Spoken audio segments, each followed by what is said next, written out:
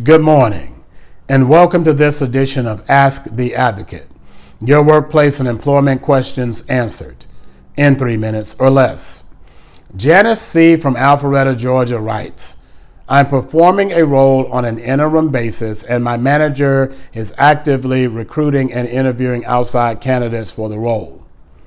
I've expressed my interest in that job because it will be a promotion for myself. Yet my manager has indicated that I don't have all the skills, experiences, and abilities that they're looking for to fulfill the role on a dedicated basis. I'm quite frustrated, and I'd like to know what are some avenues that I should pursue in this situation. Very good question, Janice. There's two ways to look at it.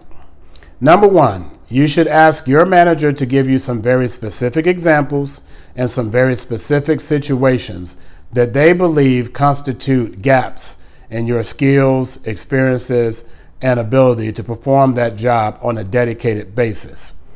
A promotion is a very big deal for the employer and the employee, and so you should go through the due diligence to make sure you're not being disqualified unfairly.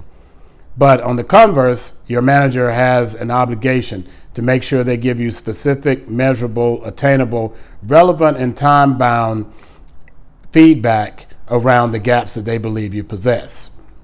Now, once you have gotten that feedback, you should go about the business of shoring up those gaps. If it's additional training that you need, additional learning and development, mentorship, or some outside experiences, do yourself a favor and pursue those things so that you can know for yourself that you have closed those gaps.